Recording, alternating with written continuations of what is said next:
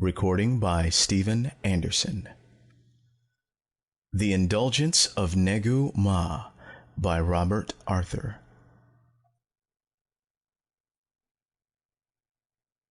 In his garden, Negu Ma, the Callisto uranium merchant, sat sipping a platinum mug of Mulkai with his guest, Sliss the Venusian. Nanlo, his wife, pushing before her the small serving cart with its platinum Mulkai decanter, paused for an instant as she entered the shell of pure vitrite which covered the garden, giving it the illusion of out-of-doorness. Negu Ma sat at his ease, his broad, merry, half-oriental face good-humored, his features given a ruddy tinge by the light of rising Jupiter, the edge of whose sphere was beginning to dominate the horizon. Sliss, the intelligent amphibian, squatted across from him in the portable tub of water which he carried with him whenever absent from the swamps of his native Venus. The amphibian's popping eyes turned toward her. The wide frog face split in a smile of appreciation as Nanlo approached. She refilled their mugs deftly and withdrew. But before she re-entered the house, she could not resist hesitating to glance toward rising Jupiter and the slim shaft of the rocket ship silhouetted now against its surface. The ship was the cargo rocket Vulcan, newest and swiftest of Negu Ma's freighter fleet. Fully fueled and provisioned, storage space jammed with refrigerated foods that in space the cold of the encompassing void would keep perfectly for generations were it necessary, she would take off in the morning from the close-by landing port for Jupiter's other satellites, then go on to the Saturnian system, returning finally with full holds of uranium for Negu Ma's refineries on Callisto. She was a beautiful craft, the Vulcan, and one man could manage her, though her normal crew was 7. She had cost a great sum, but Negu Ma was wealthy. Nanlo's face, sylph-like in its beauty, hardened. Negu Ma was wealthy indeed. Had he not bought her? And had she not cost him more, much more than the Vulcan? But no, it was not quite accurate to say that Negu Ma had bought her. However, since time immemorial, beautiful daughters had been, if not sold, yet urged into marriages to wealthy men for the benefit of their impoverished families.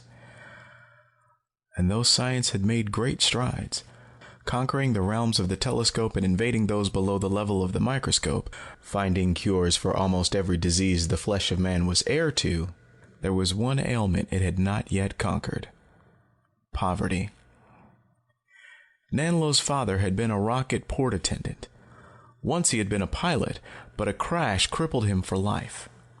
Thereafter his wages had been quite insufficient to sustain him, his brood of a half-dozen children, and their hard-working mother. But Nanlo, growing up, had developed into a mature beauty that rivaled the exotic loveliness of the wild orchids of Io, and in debarking at the rocket port on a business trip to Earth, because hurricanes had forced him to land far south of New York, Negu Ma had seen her. Thereafter, but that is a story as ancient as history too. It was a truth Nanlo conveniently overlooked now that she had not been unwilling to be Negu Ma's bride.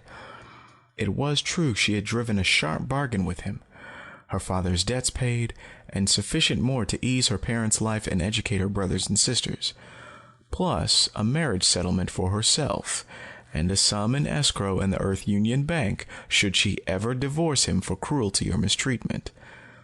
But that had been only innate shrewdness. She would still have married him had he refused her demands for her family.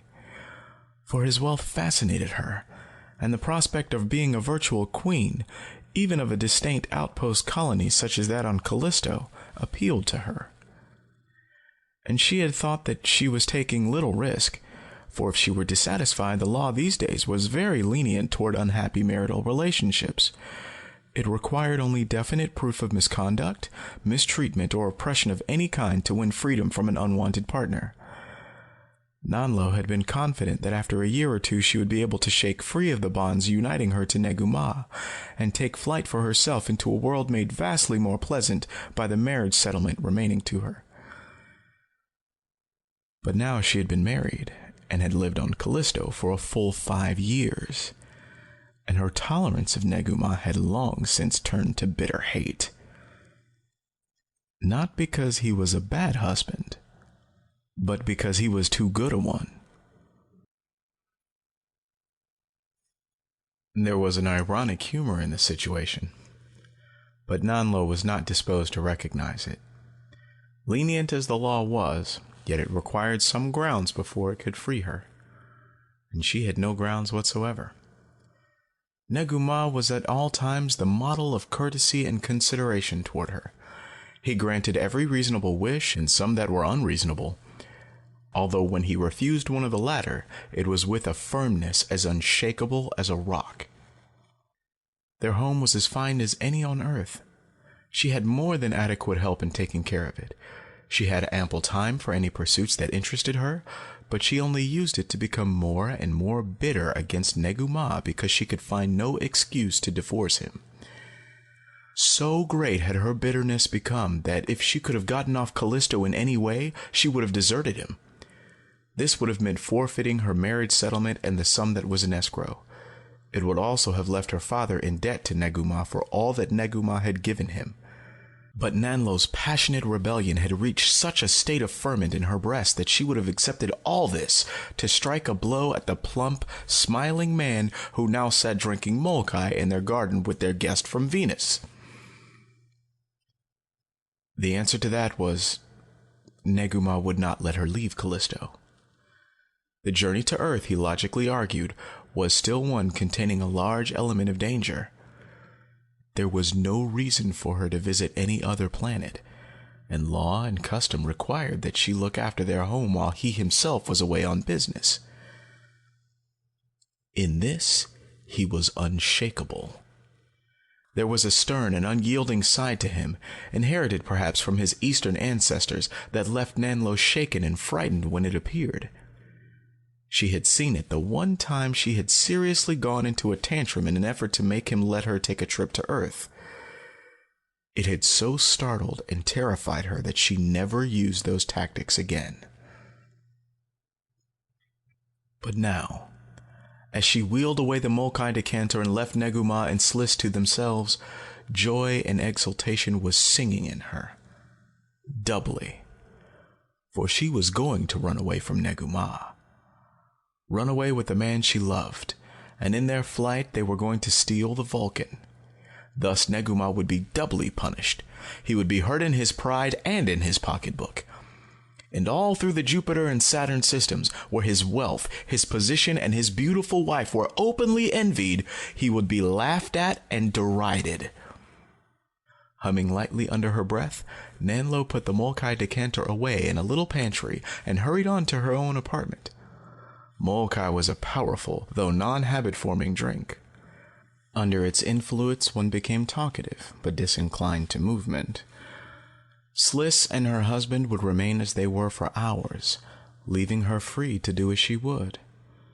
The servants were asleep in another part of the building, and there was no one to note as she changed her clothes swiftly for a light, warm traveling suit, caught up 2 small bags, one holding her personal things, the other her jewels, and let herself out through her own private entrance into the darkness of the rear gardens, where in the shadows, the tall, blonde young engineer Hugh Niels was waiting for her. Negu Ma, when his beautiful wife had left the garden, sighed and put to one side his mug of molkai. "Sliss, my friend," he said to the Venusian, who was regarding him with large, unblinking pop eyes. "I am troubled in my mind. Tonight I must dispense justice. Justice to myself and justice to another. To be just is often to be terribly cruel." Sliss blinked once, a film moving horizontally across his large eyes and retracting, to show that he understood. Due to the difficulty of using his artificial speech mechanism, he refrained from speaking until speech was necessary. "My wife, Nanlo," Negu Ma said heavily, "is unhappy. I have done all that is in my power to make her happy, but I have failed. She has made some requests that I have denied, namely to be permitted freedom to visit Earth.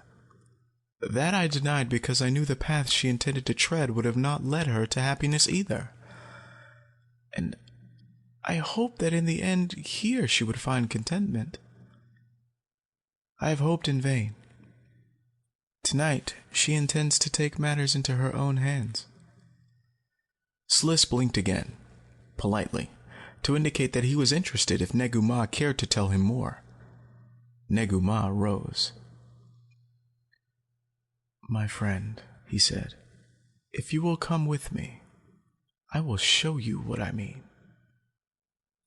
Sliss grasped the edge of his tub with webbed hands and swung his webbed, yellow-skinned feet free from the water which kept the sensitive membranes from drying, and at the same time supplied his body tissues with liquid.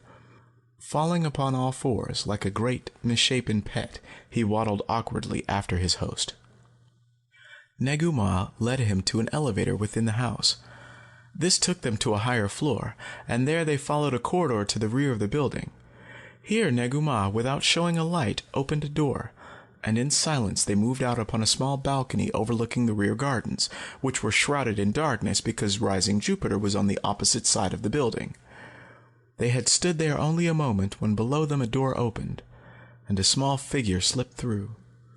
Another figure appeared from beneath the shadows of a cluster of slender, purple neklo trees and moved forward to greet the first.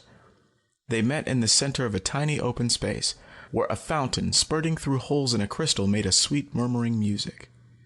And to the two watchers rose whispered words. Nanlo. Nanlo, my darling. Hugh. Oh, Hugh, my love, hold me close and tell me that everything is ready for us to leave. Hugh Neal's arms held her close, and his lips were hot on hers. That he was here as they had planned meant that he had succeeded in the other plans they had agreed upon. Exultation soared higher in Nanlo's breast. Then can we go? Go now? She asked eagerly as Hugh Neals released her. The crew's asleep? You are able to arrange it? The young engineer looked down at her, his thin face a pale blur in the darkness. In 5 minutes. Just 5 minutes, Nanlo, my own. I left the guard half an hour ago, drinking molkai into which I put a sleeping powder. Give him 5 more minutes to fall asleep, then we can go to the ship unseen, unchecked. Until then, we can wait here in the garden. He led her toward the trilling fountain, and they sat down upon a bench before it, of rare Callisto crystal. They were still in darkness, but the flame-like Jupiter light touched the tops of the neklo trees above them with a ruddy light, which brought faint glimmerings from the radioactive leaves. Hugh Neals was a recent college graduate whom Negu Ma had hired as an assistant supervisor in the refining mills on Callisto, where the precious uranium-235 was separated from the ordinary metal. It was not a desirable job, but the best Hugh Neals could get. His college record of reckless scrapes and entanglements with women had been against him. Indeed, this position had only come to him because his home was in the same section as Nanlo's, and Negu Ma had thought that perhaps his company on occasion would help alleviate Nanlo's restlessness. It had, but to an extent Negu Ma had not foreseen. In less than a quarter of an hour, Nanlo, my darling, Hugh Neals whispered now. We'll be gone from here, and you'll belong only to me. We'll leave this infernal barren satellite to spin itself dizzy out here in no place. We'll leave that Humpty Dumpty husband of yours and his hypocritical good nature to whistle for his wife and his ship. We won't care. We'll be together, always together from now on, and he'll never see us again. Nanlo leaned against his shoulder. The prospect that he had painted seemed very sweet to her. You're sure you can manage the ship alone? She asked. But of course I can help. A little, anyway. You can teach me. Of course, Hugh Neals answered confidently, and bent to kiss her again. I've been studying her for a week, asking questions, making friends with the crew. I can handle her one-handed. We'll take off and circle Jupiter first. They may think we landed on the other side in the Outlaw Crevice, or they may figure that we went on to Saturn and we'll hide somewhere in the system there. But we won't do either, and they won't know where to look for us. Instead of turning back on the other side of Jupiter, we'll make a tangential angle out into space. We'll hold it for a month for safety's sake. We could hold for 50 years or 100 if we needed to. There's fuel and provisions meant for the mines. Enough to last that long. At the end of the month, we'll swing back, cut into the path of the sun, and pick up Mars as she comes in from behind Sol. On Mars, we can sell the Vulcan. There's an outfit in the equator zone in the mountains west of the Great Canal that'll buy her, and no questions asked. I learned about them from a fraternity brother while I was in college. He'd run into some hard luck. They gave him a job, and he was making money hand over fist. They're asteroid miners. The work they do is illegal, but justified morally. What right have men with more money than they know what to do with to own everything in the solar system? How can a young fellow get a start anymore when corporations and rich old fogies own everything? Maybe I'll join up with this outfit. After we sold the ship, I'll see. How does that sound to you? Wonderful, Hugh. But I don't care about all that. All I want is for us to be together. Always. You and me and our love together for eternity. That's all I want. That's all I want too, darling Nanlo, Hugh Niels told her passionately and kissed her. Together forever. Just you and me. Nanlo sighed with luxuriant happiness and peered at his radiumite wristwatch. The 5 minutes are up, she murmured. Can't we go now? Hugh Niels nodded. We've waited plenty long enough, he decided. The guard will be asleep by now. The crew were that way when I left them in the dormitory. I saw that they had plenty of spiked molkai at dinner. Pretended it was my birthday celebration. And the ship's all ready and waiting for the takeoff. All we have to do is lock the port and close the rising switch. The two on the bench by the fountain rose, and for a long minute were locked in an embrace. Then they turned toward the dark-shadowed trees and disappeared beneath them in the direction of the nearby spaceport. Negu Ma silently turned back into the house. Sliss shuffled after him. The uranium merchant led the way back to the vitrite-covered garden, and there, a little wearily, resumed his seat and picked up his mug again. Sliss climbed back into his tub of water, sighed gratefully at the comfort it gave him, and then turned his pop eyes toward his host. He blinked once, inquiringly, and Negu Ma understood that the intelligent amphibian was asking if he intended to do nothing to stop the pair who were running away. Negu Ma sipped pensively at his drink. If she had only told me, he murmured.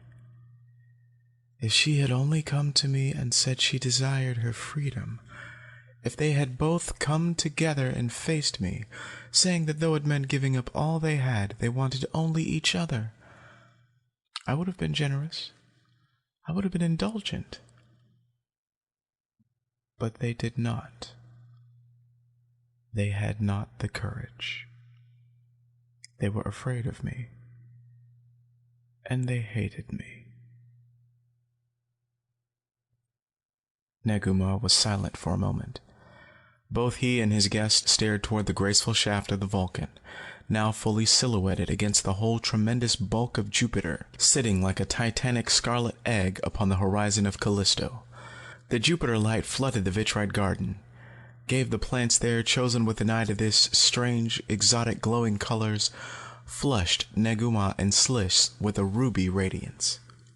Towards that dark, waiting craft, the two they had watched were even now stealing, tense with the weight of their daring and their crime. In a moment they would reach her, enter her, actuate machinery that was miraculous in its complex simplicity, and then be gone on the wings it gave them into the concealing embrace of universal space. You see, my friend Sliss, Negu Ma said, finally. Nanlo is beautiful, but there is nothing within. Her beauty deceived me. I thought that where such loveliness existed, there must be a soul to animate it. I was wrong. She is like an imitation gem, beautiful on the surface, paste within. Yet the mistake was mine, and I did not blame her. I indulged her, and still hoped that something real would bloom within her. He drained the molkai in his mug, one great gulp, and slumped back. The young man, too, Hugh Niels. I thought that he would be a companion for her, but he too is weak. Yet they say they love each other. They swear, we heard them, that they only want each other and their love for all time. Sliss blinked, twice, and Negu Ma nodded. Yes, he said. If they carry out their plans as we heard them, that feeling will soon go. The sale of the Vulcan, even as stolen property, would give them many credits. After that, luxury, self-indulgence, and their natures are too weak to withstand the ravages of such things. So I have been troubled to know what to do. You see, my friend from Venus, though I would have let Nanlo go had she asked me, my own honor is at stake when she seeks to deal me an injury by slipping away in the night and stealing from me the Vulcan. She is doing evil and must be punished. The young man, too. Indulgent as I am, I cannot let him dishonor me thus without paying any penalty. Sliss's eye membranes shut, questioningly. Yet, the uranium merchant went on, I have a fondness for Nanlo. I will not prevent her from doing as she has chosen to do, for the intent would still be there. And knowing it as I do, all between us is over. I cannot aid her to fulfill her plans either, for that is to injure her and myself too. But there is another course. I have chosen that. He gestured with one plump hand toward the silhouetted ship. I believe they have entered the Vulcan, he announced. I saw light as the entrance port opened then. The amphibian's great frog head nodded agreement. So, Negu Ma continued, I have decided to exercise what indulgence I can in the face of the injury they would do me. They shall have their chance. He fell silent again. Sliss leaned forward in his tub. Both of them watched intently. A flare of greenish light had sprung up beneath the black pillar that was the Vulcan. For just an instant, the freighter stood there, green radiance expanding around her. Then she leaped into the sky. With her leap, she seemed to suck the radiance along. It became a great cone of glowing light that, arrow-like, raced away upward. For a long instant, the black length of the ship and the greenish fan of flame were outlined against the scarlet background of Jupiter. Then the freighter rocket, flinging herself upward at 3 gravities or better, passed the edge of the planet and vanished. Negu Ma sat very quiet for some moments, but at last he stirred again. Sliss's eyes turned toward him, immobile. Sometimes love transforms the weak, the uranium merchant said slowly. Like fire giving temper to soft metal. Sometimes a mutual love will endure for all eternity, and the two who share it will gain from it a soul they did not have before. Nanlo and Hugh Niels have this chance. Both said they wanted only the other, and their love for all eternity. To gain this, both were willing to cheat, to steal, to dishonor me and themselves. So, Sliss, my understanding friend, they have paid the price. They shall have what they ask for. As the man, Hugh Niels, said, there is fuel and food in the holds of the Vulcan to run the motors and last the lifetime of a man, or a man and woman. Indeed, 2 lifetimes, or 3, for I was aware of their plans, and secretly I placed aboard the craft many additional supplies, fuel and food and books and tools. And one additional thing the two who flee now in their space have not counted upon. Into the controls of the Vulcan, one of my engineers has placed a small device.